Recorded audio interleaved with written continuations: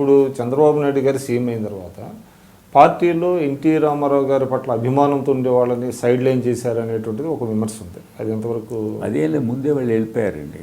వాళ్ళంతా చాలామంది ఆయనతో ఉండిపోయారుగా. ఇప్పుడు తర్వాత వచ్చి ఇక్కడ చేరిన వాళ్ళంతా కళా వెంకటరావు కానీ వీళ్ళంతా these are all anti Chandrababu group అండి. జిల్లాల్లో వాళ్ళంతా కూడా లక్ష్మీపార్వతితో ఉన్నారండి.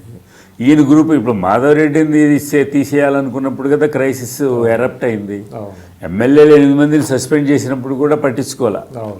ఎప్పుడైతే వీళ్ళు పంపిన సీల్డ్ కవర్ల వ్యతిరేకంగా ఈ కోఆపరేటివ్ బ్యాంకులు కానీ ఎన్నికలయ్యారు అని వచ్చిన తర్వాత మాధవరెడ్డి మీద యాక్షన్ తీసుకోవాలి, మాధవరెడ్డి తర్వాత చంద్రబాబు నాయుడుకు పోర్ట్ఫోలియో తీసేయాలనే ప్లాన్ పెట్టుకున్నారనేది బాగా వచ్చింది. దానికేమీ ఆధారాలు లేవు కానీ బట్ మాధవరెడ్డిని తీసేయడానికి మాత్రం సిద్ధపడ్డారు. అది క్లియర్ కనబడుతుంది. That is hitting at Chandrababu Naidu. ఎందుకంటే బాగా ఆత్మీయుడు ఆయన చంద్రబాబు నాయుడు.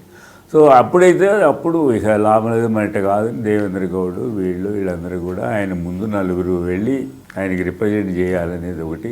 తర్వాత ఆయన ఇంటి ముందు రోడ్డు మీద ధర్నా చేయాలి, అందరం వెళ్ళి ఆయన ఒప్పించాలి. ఏమైనా సరే లక్ష్మీపార్వతిని పక్కన పెట్టమని ఒప్పించాలి. అదే ఒరిజినల్ డిమాండ్. అంటే మొదటి నుంచి చంద్రబాబు గారికి అంటే వీళ్ళు ఏదైతే ప్రచారం చేస్తున్నారో ఆయన మొదటి నుంచి సీఎం పదవి మీద ఉన్నది అనేటువంటిది అది కరెక్ట్ ఒకటే. అది మనం కాదనలేము కానీ not at the cost of NT Ramarao. నాకు తెలిసినంత వరకు ఆయన నాతో మాట్లాడిన సందర్భంలో చెప్పిన ఆయా సందర్భాలు అప్పుడు కానీ తర్వాత కానీ నాకు తెలిసినంత వరకు రాత్రి 8:30కి చంద్రబాబు నాయుడు గారు నాకు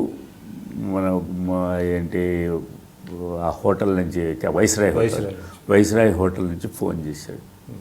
ఫోన్ చేసినప్పుడు ఏంటి వీళ్ళంతా ఇట్లా అంటున్నారు. అంతకుముందు ఇంకొక ఆయన ఫోన్ చేశాడు నాకు, ఏంటి ఇలా వెనకాడుతున్నాడు, భయపడుతున్నాడండి, ఏంటి మామయ్య గారిని ఎట్లా చేస్తాం అది తప్ప మిగతా ఎంత ఆలోచిద్దాం, మీరు అటు చేయొద్దు, నన్ను ఇదేని ఏదో గొడవ చేస్తున్నాడు, ఈయనేంటి ఇంత దూరం వచ్చి ఇప్పుడు భయపడతాడు ఏంటంటే మీరైనా చెప్పకూడదా అన్నారు నన్ను. నేనేం చెప్తానండి, నేను ఇక్కడ కూర్చున్నాండి, నేనేం చెప్తాను దానికి, ఎన్టీ రామారావు గారిని తీసేయమని ఎవరు చెప్తారండి. తర్వాత 1/2 గంటకి 2 నిమిషాలకు ఆయన చేసి ఏంటి ఇట్లా జరుగుతుంది, ఏం చేయాలి నాకేం అర్థం కావట్లేదు, ఇది ఏమో ఎట్టో వెళ్ళిపోతుంది ఏదేదని అన్నాడు. ఏం నిజంగా చెప్తున్నాడా ఏం లేదా అనేది చాలామందికి doubt. It's all depends on likes and dislikes అండి. But I believed his words. ఎందుకంటే ఆయన వాయిస్ని బట్టి కానీ ఇది కానీ ఒక పెద్ద భయం కనపడింది ఆయన గొంతులో.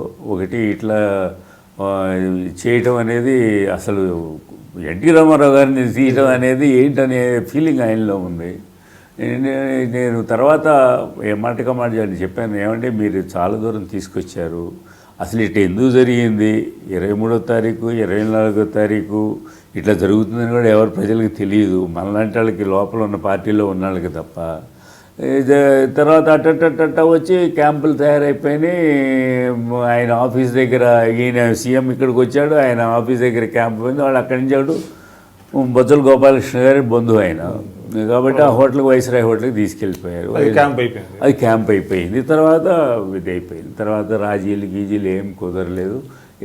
ఇలాంటి టైంలో ఎక్స్ట్రీమ్ వ్యూస్ ఉన్న వాళ్ళదే ఎక్కువ ఇదవుతుంది సార్. ఇప్పుడు అంటే మీలాంటి వాళ్ళు ఇన్సైడ్ అంటే మీరు రింగ్ సైడ్ వ్యూని చూసిన వాళ్ళు తెలియజేసిన ఇదంతా చూస్తే అంటే ఎన్టీ రామారావు గారి మీద అభిమానం ఉన్నప్పటికీ ఒక డెమోక్రటిక్గానే జరిగింది. అంటే ఎక్కువ మంది మెజారిటీ శాసనసభ్యులు సంతకాలు డెమోక్రటిక్ జరిగింది కానీ న్యాయం కాదు కదా అనేది మాత్రం ఎప్పటికీ ఉంటుందండి.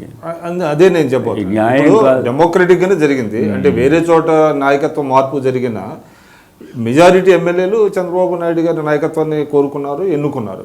కానీ ఆయన మీద ఒక వెన్నుపోటు అనేటువంటిది ఒక పడిపోవటం అనేది అన్యాయం కాదంటారా? ఒకటేంటంటే ఎన్టీ రామారావు గారి వ్యక్తిత్వం అంత బలమైందండి. ఎన్టీ రామారావు గారు పెట్టిన పార్టీ అండి. ఆయన ఊరూరా తిరిగి మొహంతా కప్పేసుకొని మిలిటరీ డ్రెస్ వేసుకొని తిరిగి గెలిపించాడండి. 83లో గెలిపించాడు. అప్పటికి చంద్రబాబు నాయుడు గారు లేరు. 84 క్రైసిస్ ఎక్కడ దేశంలో లేనంతగా survive. Indira Gandhi installed him as chief minister again. Very unusual. 89లో ఓడిపోయాడు. ఆయన వల్లే ఓడిపోయాడు. ఆయనలో గెలిచినట్టే ఆయన వల్లే ఓడిపోయాడు. ఆయన సరిగ్గా చేయకపోవడం వల్లే. 89లో ఓడిపోయిన తర్వాత ఇంకా ఆయన పని అయిపోయిందన్నారు. ఈ just walked out of the assembly. నన్ను ముఖం నన్ను అవమానించారు మీరని బయటకు వాకౌట్ చేశాడు. తర్వాత క్యాంపెయిన్ చేసి లక్ష్మీభారతి ఇష్యూ ఇవన్నీ వచ్చినాయి. వాకౌట్ చేసి ఇంటి దగ్గర ఉండటం కూడా కారణం, ఒంటరితనం కారణం అనుకోండి. సో ఇవన్నీ వచ్చిన తర్వాత ఆయన 94లో రిసౌండింగ్ విక్టరీతో జనాల్లోకి వచ్చాడు. అదే సార్, అంటే నేను అనేది మన ఇండియన్ వచ్చిన తర్వాత అలాంటి పార్టీని, అలాంటి గవర్నమెంట్ని ఆయన్ని పక్కన పడేసి నీది పార్టీ కాదు, బ్యాంక్ అకౌంట్ నీది కాదు, అది కూడా నాదే అన్నీ అని అంటే చంద్రబాబు అనకపోవచ్చు, జరిగింది అది కదా. జరిగింది తర్వాత ఏంటి, ఎన్టీ రామారావుకి ఎన్నుపడి పొడిచారు. అది కాంగ్రెస్ వాళ్ళు మొదలుపెట్టారు, అపోజిషన్ పార్టీస్ అవన్నీ మొదలుపెట్టి. బట్ మామూలుగా ఇండిపెండెంట్గా రాసేవాళ్ళు ఎవరు రాయలేదు, జర్నలిస్టులు పెద్దగా వామపక్ష భావాలు ఉన్న వాళ్ళు ఉన్నారు అన్ని పత్రికల్లో. అవును, సంస్కరణలు ప్రవేశపెట్టినటువంటి సమయంలో వాళ్ళు పూర్తిగా వ్యతిరేకించారు. అంటే అది ఒకటి బీజేపీతో చేరటం అటువంటి సమయంలోనే అంటే ఆయన కొన్ని ఆపాదించి కూడా రాసినటువంటి సందర్భాలు ఇప్పుడు మీరు చెప్పారు. వ్యవసాయం దండగానే అన్నారు అనేటువంటి, అంటే ఆయనకి ఇవన్నీ ఇమ్మీడియట్గా రియాక్ట్ అయ్యి దాన్ని కౌంటర్ చేసి దాన్ని నల్లిఫై చేసే you have to set the record straight. అది సరిగా లేదు.